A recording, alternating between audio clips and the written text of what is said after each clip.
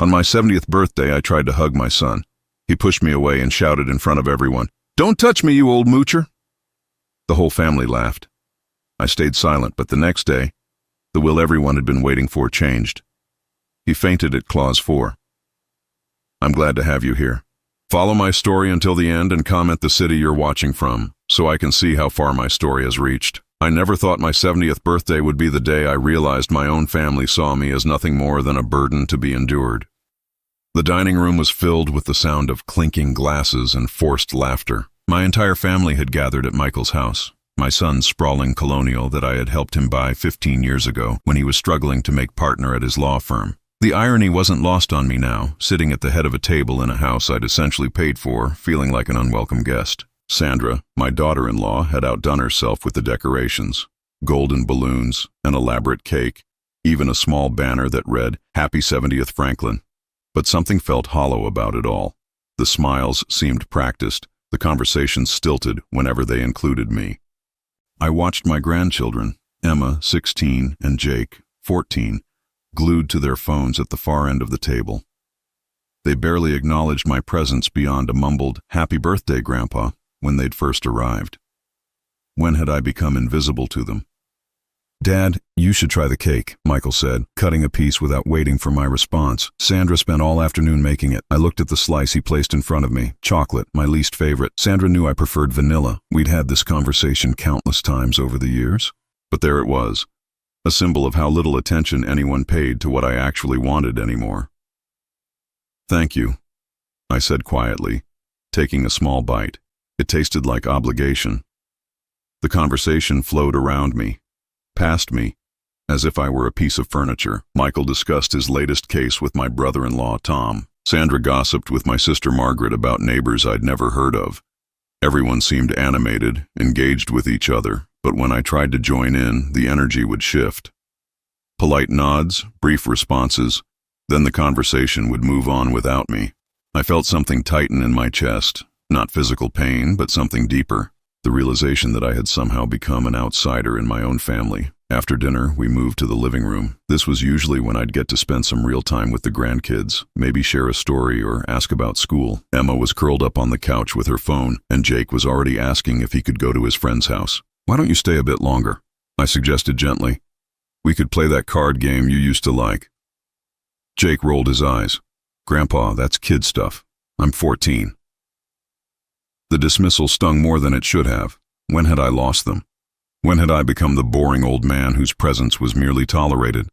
I stood up slowly, my joints protesting after sitting for so long. The room continued buzzing with conversation. Nobody noticed me getting to my feet. Nobody asked if I needed anything. I walked over to where Michael was standing by the fireplace, laughing at something Tom had said. For a moment, I just watched my son. At 45, he looked successful, confident. His hair was graying at the temples, and he'd developed the slight paunch of a man who spent his days behind a desk. But he was still my boy, the same kid I'd taught to ride a bike, helped with homework, cheered for at Little League games. The emotion hit me suddenly, a wave of love mixed with desperate longing for connection. Before I could stop myself, I reached out to hug him. I needed to feel that bond, that father-son connection that seemed to have evaporated somewhere along the way. Michael's reaction was immediate and violent. He jerked away from me as if I'd burned him, his face contorting with disgust. "Don't touch me!" he shouted, loud enough that every conversation in the room stopped. "God, Dad, don't you get it? Nobody wants you pawing at them. You're a 70-year-old man acting like a needy child." The silence that followed was deafening.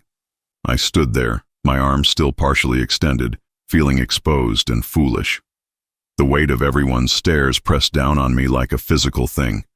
Then Michael delivered the blow that would change everything. "Jesus, you're such a pathetic old moocher, always looking for attention, always making everything about yourself." The room erupted in laughter. Not uncomfortable chuckles or nervous giggles, but genuine, hearty laughter. Sandra threw her head back, tears streaming down her face. Margaret covered her mouth, but her shoulders shook with mirth. Even the kids looked up from their phones, grinning at their father's outburst. I felt something inside me break. Not just my heart, that had been cracking for months, maybe years. This was something deeper. My spirit, my sense of self, my belief that blood meant something. "Moocher," Sandra repeated between laughs. "Oh my God, Michael, that's perfect." "That's exactly what he is." I stood there for what felt like an eternity but was probably only seconds. Nobody rushed to my defense. Nobody told Michael his words were cruel or unnecessary. They all just laughed at the pathetic old man who dared to seek affection from his own son. Slowly, I lowered my arms and took a step back. My voice, when I finally found it, was steady despite the turmoil inside me. "I think I'll head home now." "Good idea," Michael said, not even looking at me. "Sandra, where did we put Dad's jacket?" The casual dismissal was almost worse than the insult. I wasn't worth arguing with, wasn't worth another thought. I was simply a problem to be managed and removed. As I drove home through the dark streets, my hands trembling slightly on the steering wheel, one thought kept repeating in my mind. They have no idea who they're dealing with. I had spent 40 years building a successful business, had survived a war, had raised a family, and accumulated wealth beyond most people's dreams. I wasn't some doddering old fool to be mocked and dismissed, but as I pulled into my empty driveway and walked into my silent house, I realized something that chilled me to the bone. They thought they knew me, thought they had me figured out. What they didn't know was that I'd been watching, listening, and learning for months. And what I'd discovered would change everything. I didn't sleep that night. How could I? Every time I closed my eyes, I heard Michael's voice. Pathetic old moocher. I saw Sandra's face, twisted with laughter. I felt the weight of my family's collective dismissal pressing down on my chest like a stone. By dawn, I was sitting in my kitchen with a cup of coffee, staring out at the garden Eleanor and I had planted together 30 years ago. She'd been gone for 3 years now, and sometimes I wondered if my family's contempt had started the moment they lowered her coffin into the ground. Eleanor had been the buffer, the one who made sure I stayed included, relevant. Without her, I'd become, what had Michael called me, a moocher. The irony was bitter. Michael had been managing my financial affairs for the past 5 years, ever since I'd made the mistake of mentioning that keeping track of investments was becoming overwhelming. "Let me handle it, Dad," he'd said. "You've earned the right to relax." Relax. What I'd actually earned was irrelevance. I picked up the morning paper, but the words blurred together. My mind kept drifting back to moments I'd dismissed as minor slights, conversations that had ended too abruptly when I'd entered a room, decisions made about family gatherings without consulting me. When had I become the afterthought? The phone rang, startling me from my thoughts. Sandra's name flashed on the caller ID. "Franklin, hi," she said, her voice sickeningly sweet. "I just wanted to thank you for coming last night. The family had such a wonderful time." I almost laughed at the audacity. "Did they? Oh yes. And listen, I found something you left behind." She paused dramatically. "Your medication, the little blue pills? I noticed you've been having some episodes lately. Confusion, you know. It's probably nothing, but maybe you should see Dr. Martinez about adjusting your dosage." Episodes. I hadn't had any episodes. My mind was as sharp as it had ever been, but Sandra was planting seeds, creating a narrative. "I'll pick them up later," I said. "Actually, why don't I just drop them off? I was planning to visit anyway. There are some papers Michael needs you to sign." Papers. There were always papers these days. Michael handled everything, and I just signed where he told me to sign. Trust, he called it. Family taking care of family. After I hung up, I walked to my home office, the room that had once been the command center of my life, where I'd built a multi-million-dollar consulting firm from nothing. Now it felt like a museum, everything perfectly preserved, but no longer functional. I sat down at my desk and opened the laptop Michael had bought me last Christmas. "To keep you connected, Dad." What he'd really meant was, to keep you busy and out of our way. I started going through my emails, looking for something I couldn't quite name yet. That's when I saw them.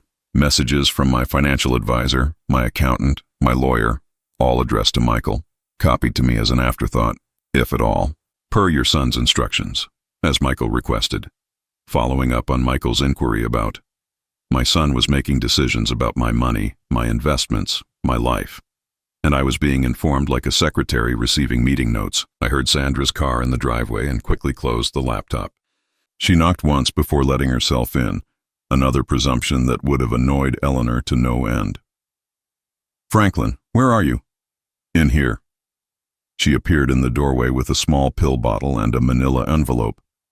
Sandra had always been attractive in a calculated way, blonde hair that cost more to maintain than most people made in a month, clothes that screamed money, a smile that never quite reached her eyes.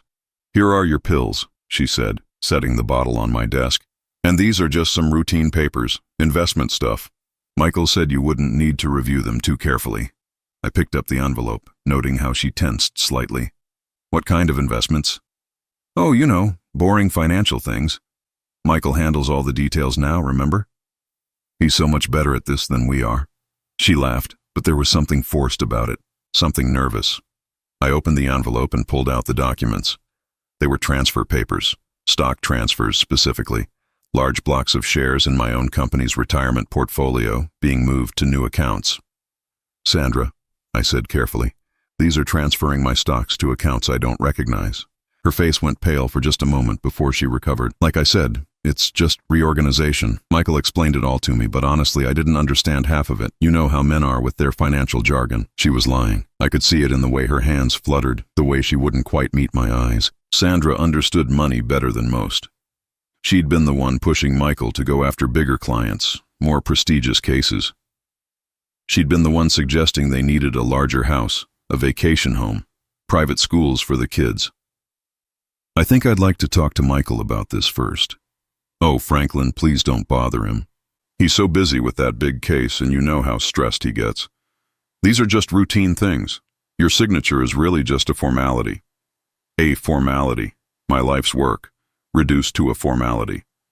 After she left, I sat alone with the unsigned papers spread across my desk.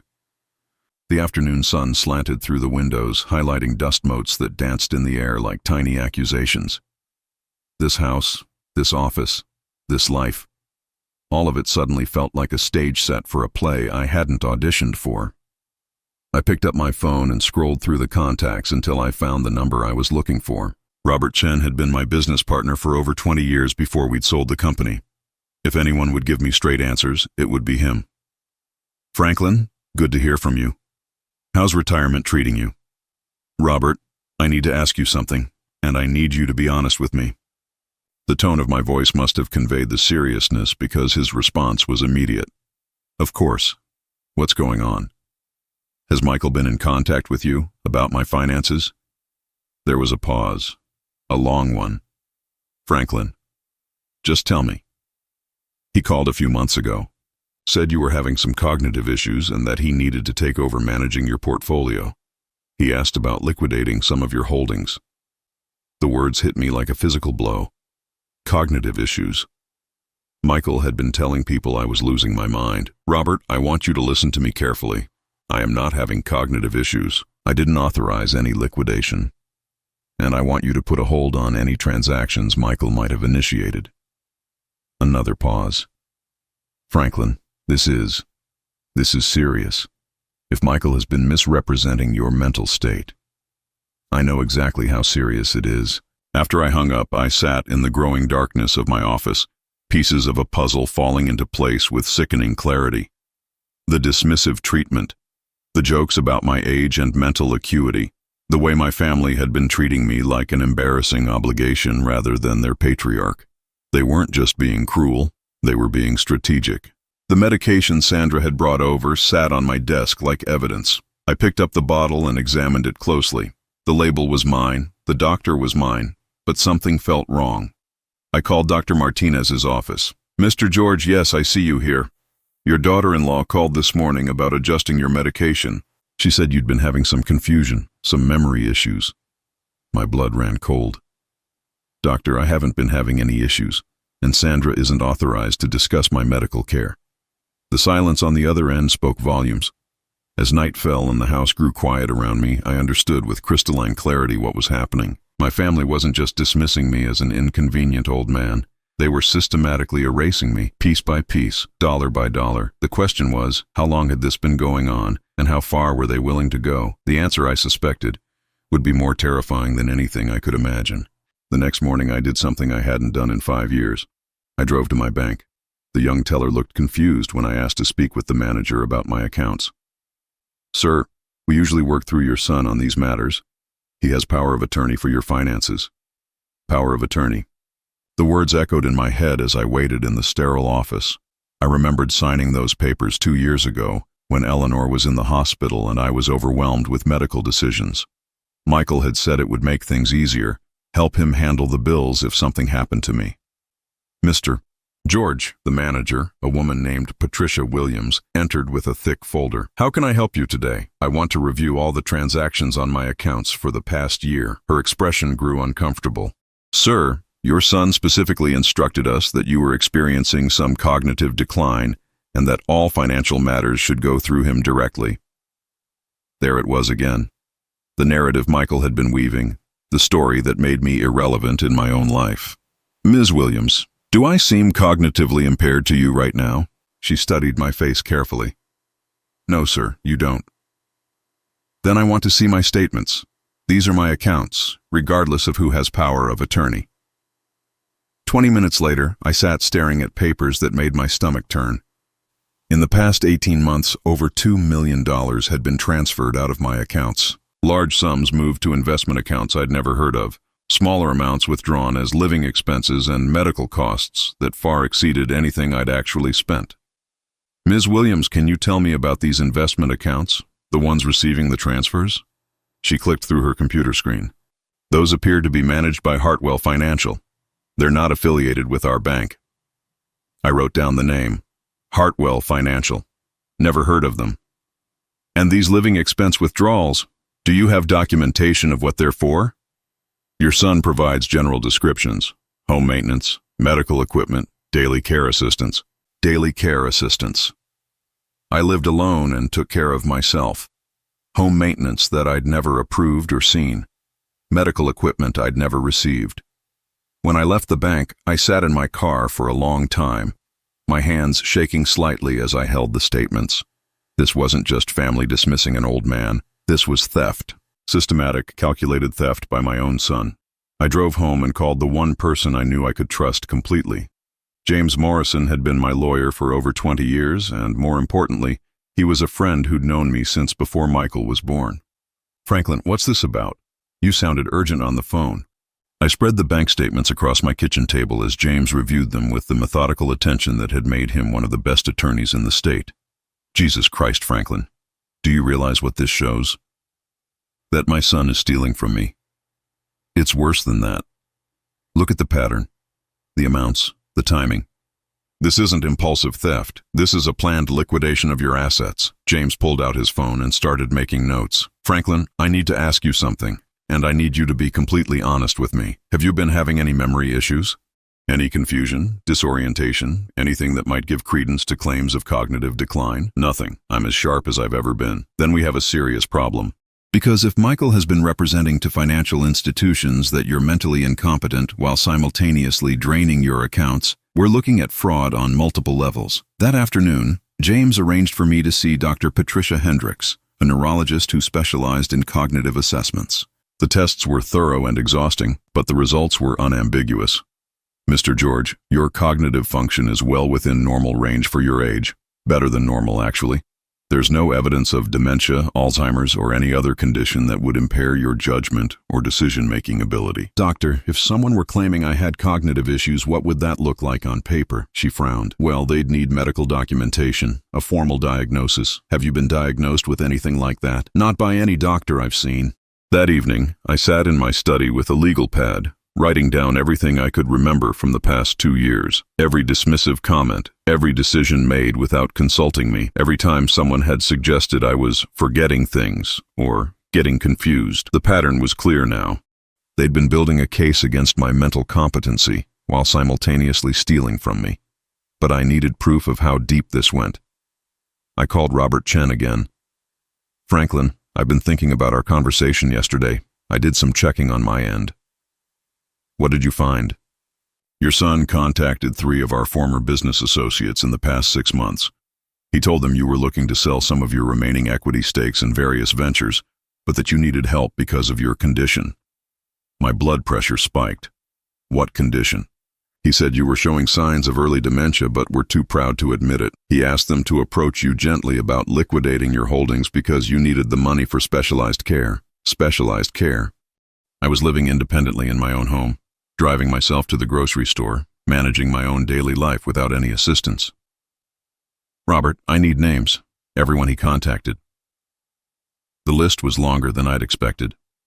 Michael had been methodically approaching every aspect of my financial life, painting a picture of a declining old man who needed to liquidate assets for his own good. That night, I made a decision that would have seemed impossible a week ago. I was going to investigate my own son. I started with social media, something I'd never paid much attention to before. Sandra's Facebook page was a treasure trove of information. Photos of expensive vacations I'd never heard about, pictures of jewelry that cost more than most people's cars, comments about finally getting the kitchen renovation we've always wanted, in a house that had been renovated just 3 years ago. But it was the private messages that made my blood run cold. Sandra had left her Facebook open on the family computer during Christmas dinner last year. At the time, I'd just been looking for the weather forecast. Now, with everything I'd learned, I remembered seeing a message thread that hadn't made sense then. I drove to Michael's house the next morning while he was at work and Sandra was at her book club. I still had a key from when I'd helped them move in. The house was empty, and the computer was right where it had always been. It took me 20 minutes to find what I was looking for. The message thread was still there, buried in Sandra's archived conversations with someone named David. The old man is finally starting to show his age. Michael thinks we can accelerate the timeline. How much longer do you think he'll last on his own? Not long if we play this right. We're already working on getting him declared incompetent. Once that happens, we'll have full control. What about the rest of the family? Won't they question it? They already think he's losing it. We've been planting seeds for months. Nobody wants to deal with a crazy old man anyway. I scrolled through more messages, each one more damning than the last. They discussed my finances in detail, talked about which assets to liquidate first, even mentioned looking into assisted care facilities that would be more cost-effective in the long run. The final message in the thread made my hands shake. David, we need to move faster. The doctor wants to run more cognitive tests, and I'm worried Franklin might start asking questions. If he figures out what we've been doing before we get him committed, we're screwed. I took photos of every message with my phone, my heart pounding as I realized the full scope of what I'd discovered. This wasn't just theft. They were planning to have me declared mentally incompetent and institutionalized so they could take complete control of my life and assets. As I drove home, one thought kept echoing in my mind. They have no idea that their target has been gathering evidence against them. But I still didn't know how far this conspiracy went or who else in my family was involved. The investigation was just beginning. I spent the next week living a double life. During the day, I played the role they expected, the aging patriarch who signed papers without reading them, who nodded along with conversations I supposedly couldn't follow, who accepted their dismissive treatment with quiet resignation. But in the evenings, I became someone else entirely. I became an investigator tracking down the theft of my own life. James Morrison had recommended a private investigator named Patricia Reeves, a former police detective who specialized in financial crimes. When I met her at a quiet diner across town, she looked exactly like what I'd expected: sharp eyes, no-nonsense attitude, and the kind of methodical mind that missed nothing. "Mr. George, what you've shown me so far is definitely fraud," she said, reviewing the bank statements and message screenshots I'd brought. "But if we're going to build a case that will hold up in court, we need more. We need to understand the full scope of this operation. What do you need from me? Access and patience. If your son and daughter-in-law are as careful as they seem, they'll have covered their tracks well. We need to catch them in the act, get them on record discussing their plans." She handed me a small device that looked like a typical smartphone charger. "This is a recording device. If you can get them talking about their activities while this is plugged in nearby, we'll have everything we need." The opportunity came sooner than I'd expected. Sandra called the next morning with her usual saccharine tone. "Franklin, Michael, and I would like to come over this evening to discuss some important matters. Financial planning, you know. Boring stuff, but necessary." "Of course," I said, plugging the recording device into the wall outlet near my kitchen table. "I'll make coffee." They arrived at 7 sharp, both dressed like they were attending a business meeting. Michael carried his leather briefcase, and Sandra had a folder thick with documents. "Dad, we need to talk about your future," Michael began without preamble. "Sandra and I have been discussing your situation, and we think it's time to make some changes." "What kind of changes?" Sandra leaned forward with practiced sympathy. "Franklin, we love you, but we're worried about you living alone. You've been forgetting things, getting confused. Last week you called me 3 times about the same question." I hadn't called her at all last week, but I just nodded. "Have I?" And there was that incident at the grocery store, Michael added, when you couldn't remember how to use your credit card. Another lie. I'd been grocery shopping independently for the past 3 years without a single incident. We think, Sandra continued, that it would be best if you moved into a nice assisted living facility, somewhere with people to help you, activities to keep you engaged. We've already looked at a few places, Michael said, pulling out a brochure. Sunset Manor has an excellent reputation. They specialize in memory care. Memory care, the words chilled me. They were talking about putting me in a facility for people with dementia. I don't think I need that level of care, I said carefully.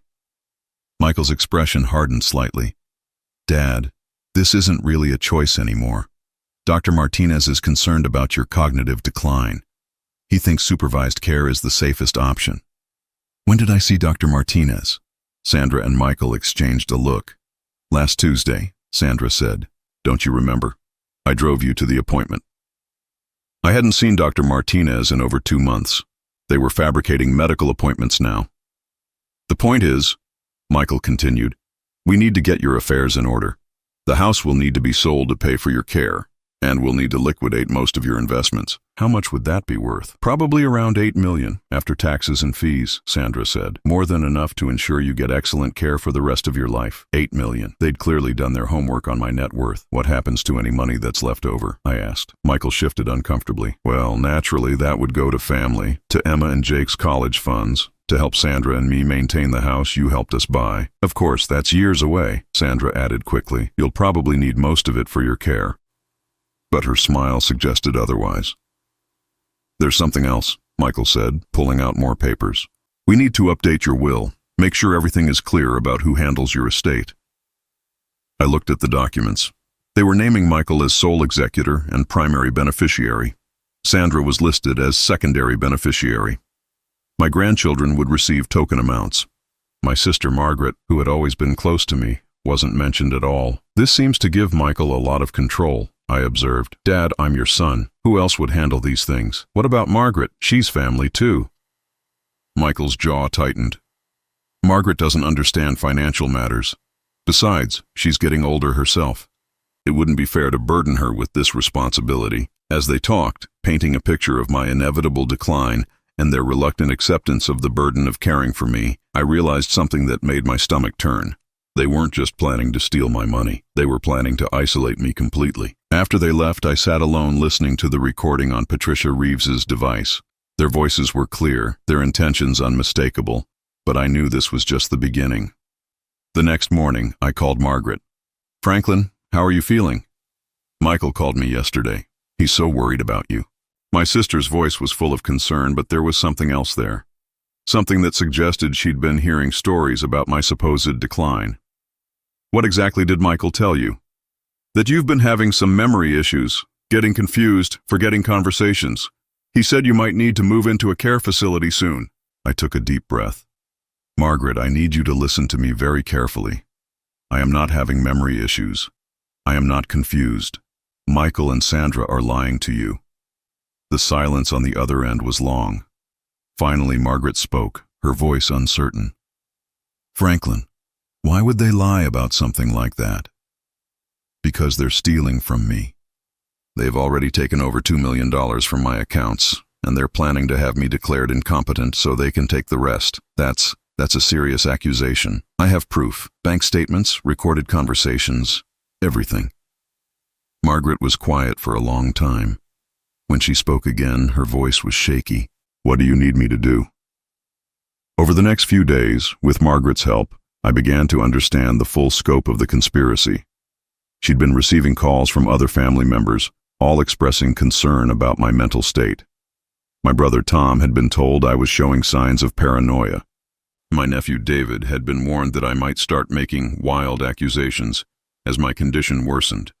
They'd been systematically poisoning my relationships with anyone who might question their actions or support me.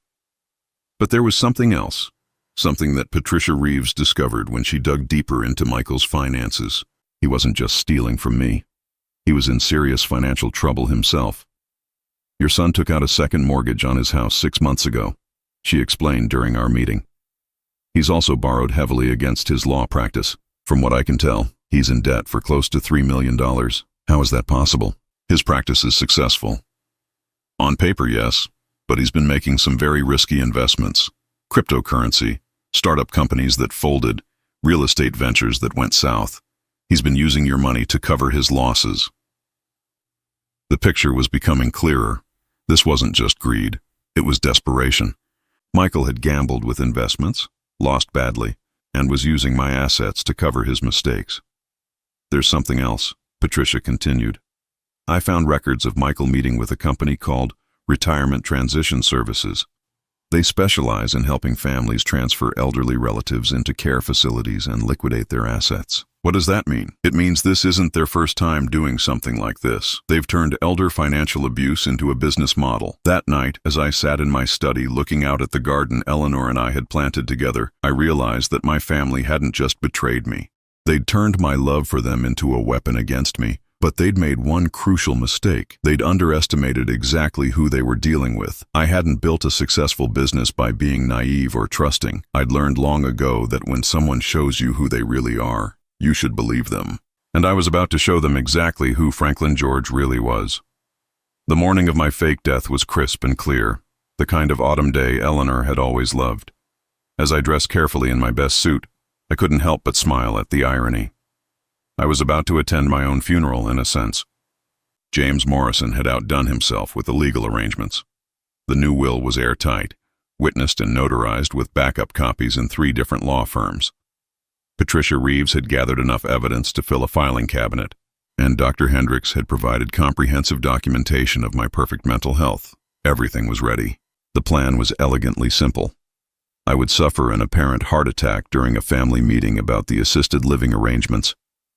The paramedics James had arranged, actually off-duty EMTs who owed him favors, would pronounce me dead at the scene.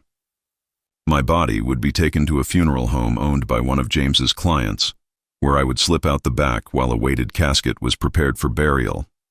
For 3 days, I would be legally dead while my family revealed their true nature. I called Michael that morning, making my voice sound weaker than usual. Son, I've been thinking about what you and Sandra said about the assisted living facility. I think you might be right. The relief in his voice was unmistakable. That's great, Dad. Really great. Why don't Sandra and I come over this afternoon? We can sign the papers and start making arrangements. Yes, I said quietly. Let's get this over with. They arrived at 2 o'clock, both practically glowing with anticipated victory. Sandra carried a briefcase full of documents, and Michael had brought a notary, a young woman who looked uncomfortable with the whole proceeding. Dad, this is going to be so good for you, Michael said, settling into his chair across from me. Sunset Manor has a beautiful garden, activities every day. You'll love it. I nodded weakly, playing the part of the defeated old man. I suppose you're right. I can't take care of myself anymore. Sandra spread the papers across my kitchen table like a general planning a battle. Power of attorney documents, asset transfer forms, the deed to my house, a new will that left everything to Michael. Now, Franklin, if you could just sign here, and initial there. I picked up the pen with a trembling hand, trembling from rage, though they interpreted it as frailty. As I prepared to sign the first document, I felt a sharp pain in my chest. At first, I thought it was just the stress of the moment, but the pain intensified, radiating down my left arm.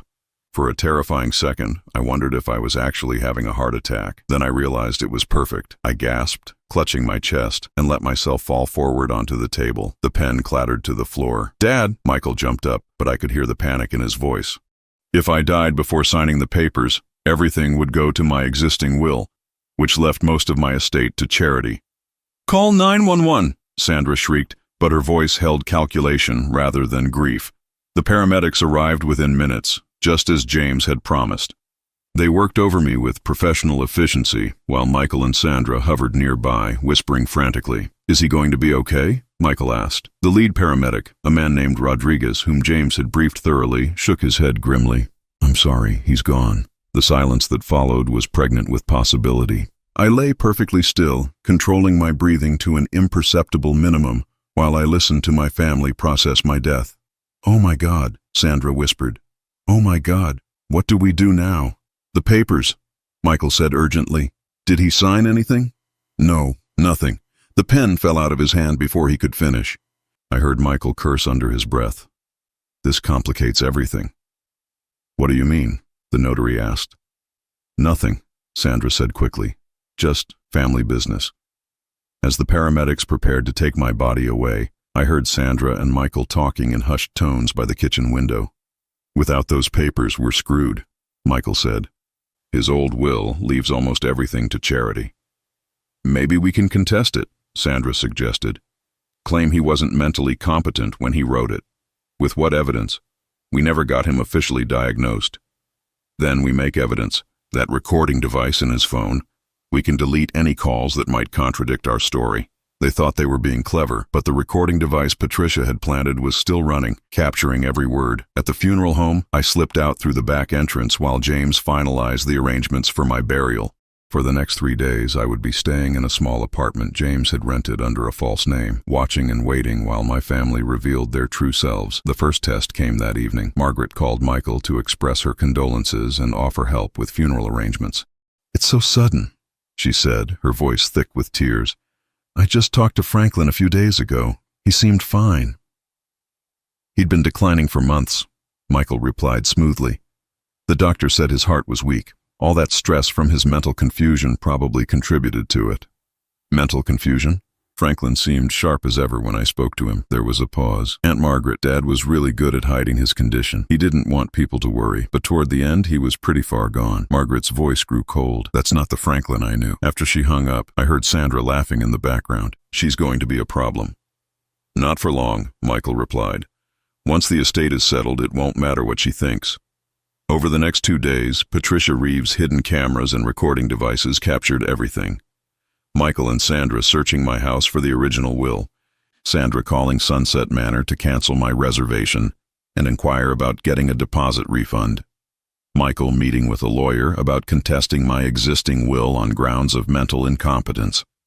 Most damning of all, they brought David, the mysterious person Sandra had been messaging, to my house. He turned out to be a con artist who specialized in elder financial abuse, and the three of them discussed how to forge documents that would support their claims about my mental state. "We just need to create a paper trail," David explained.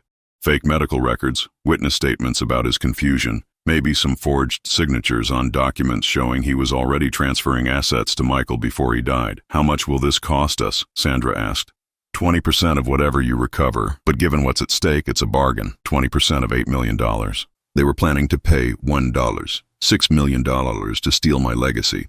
On the third day, James arranged for the will reading. He'd invited everyone: Michael, Sandra, Margaret, Tom, my nephew David, even the grandchildren.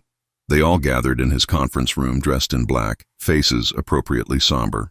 Michael sat at the head of the table, already acting like the patriarch of the family. Sandra wore a designer black dress that probably cost more than most people earned in a month. Margaret sat apart from the others, her eyes red from genuine grief. "Before we begin," James announced, "I need to inform you that there have been some irregularities discovered regarding Franklin's final days, some concerning evidence that suggests his death may not have been as natural as initially believed." Michael straightened in his chair. "What kind of irregularities?" "Financial irregularities, missing money, forged documents, the kind of things that typically accompany elder abuse cases." Sandra's face went pale. "That's ridiculous. Franklin was well cared for. We made sure of that." "I'm sure you did," James said dryly. "Now, let's proceed with the reading of the will." He opened the document and began reading the standard legal language. Michael and Sandra sat forward eagerly as he reached the section about asset distribution.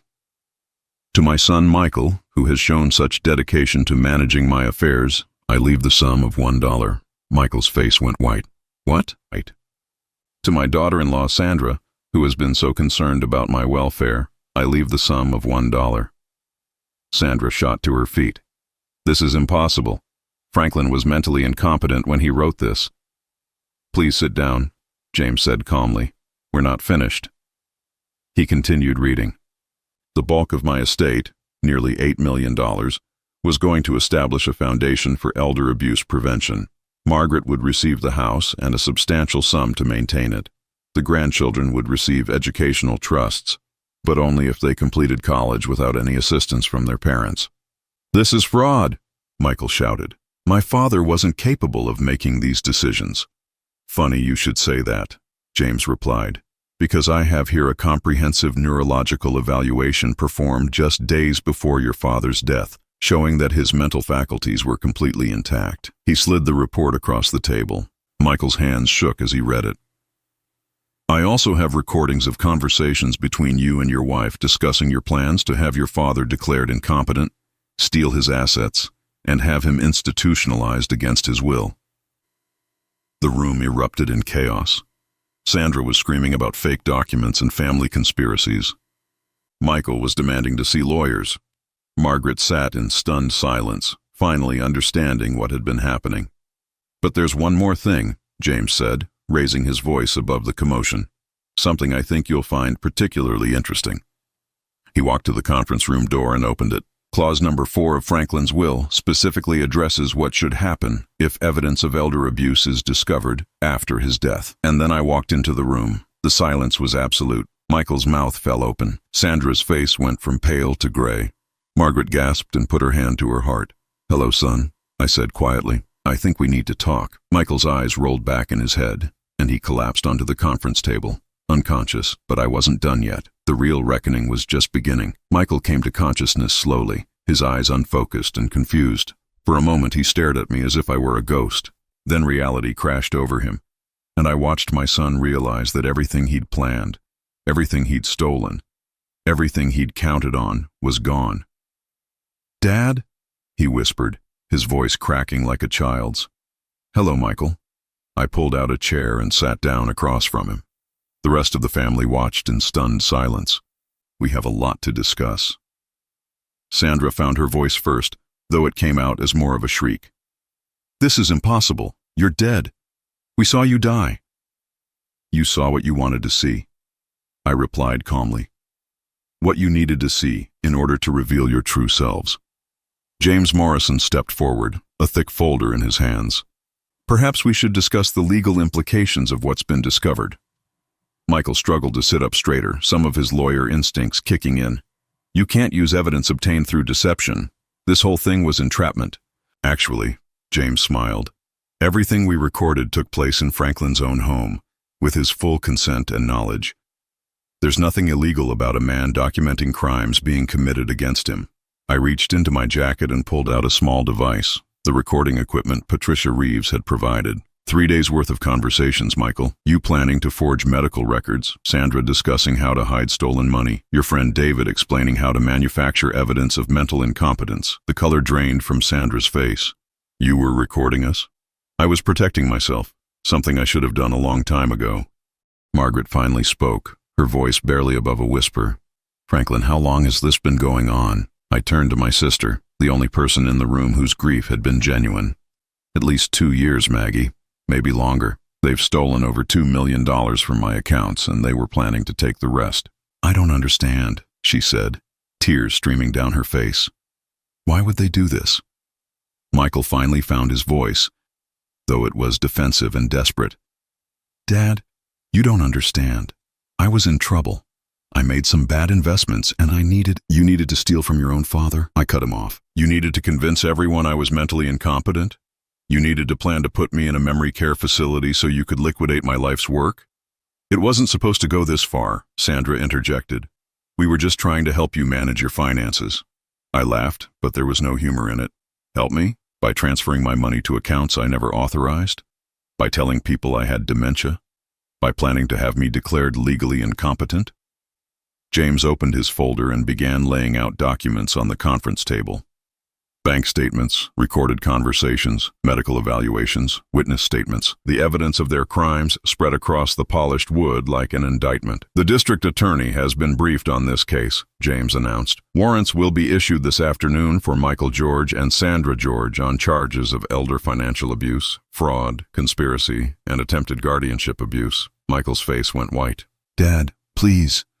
I'm your son. You can't do this to family." "Family?" I stood up, feeling stronger than I had in years. "Family doesn't steal from each other. Family doesn't conspire to have each other committed to mental institutions.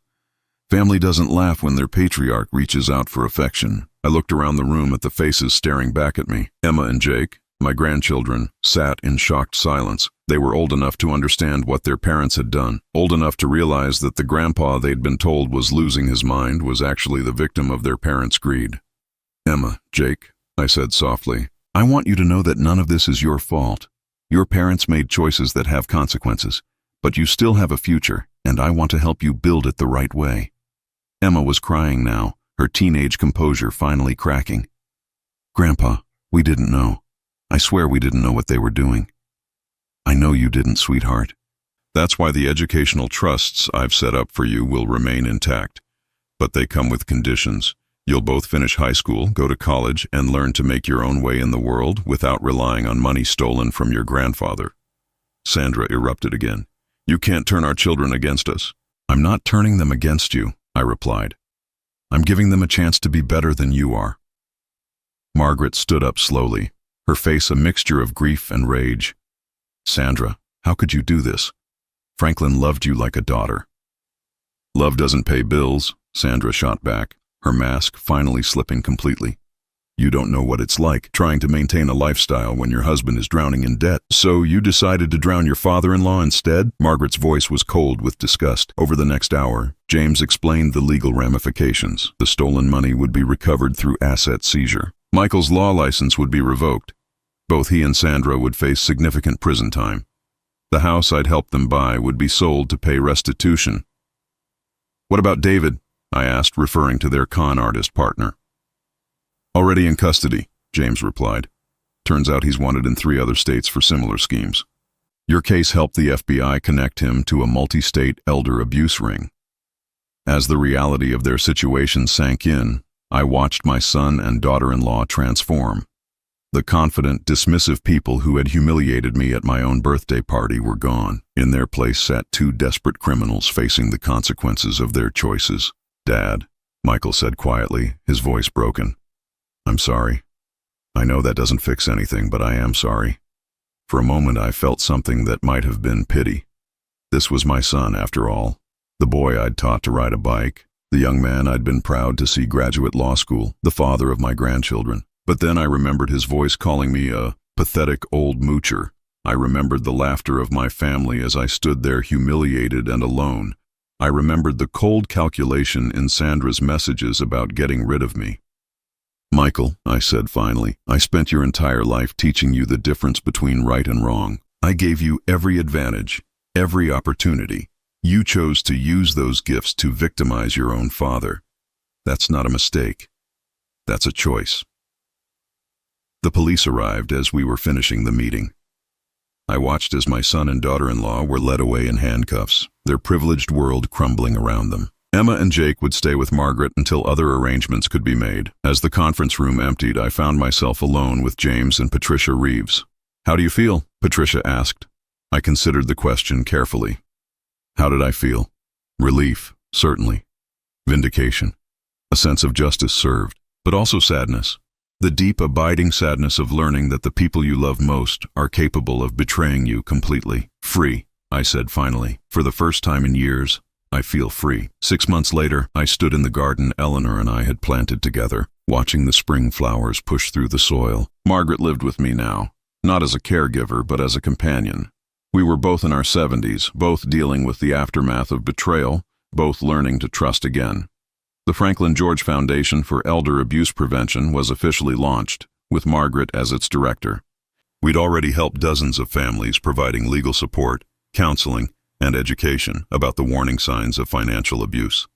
Emma and Jake visited regularly.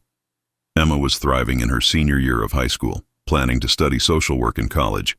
Jake had struggled more with his parents' imprisonment, but he was getting counseling and slowly rebuilding his relationship with me. Michael and Sandra were each sentenced to 8 years in federal prison. Michael's law license was permanently revoked. David, their partner, received 15 years as a repeat offender. The stolen money was fully recovered and returned to my accounts.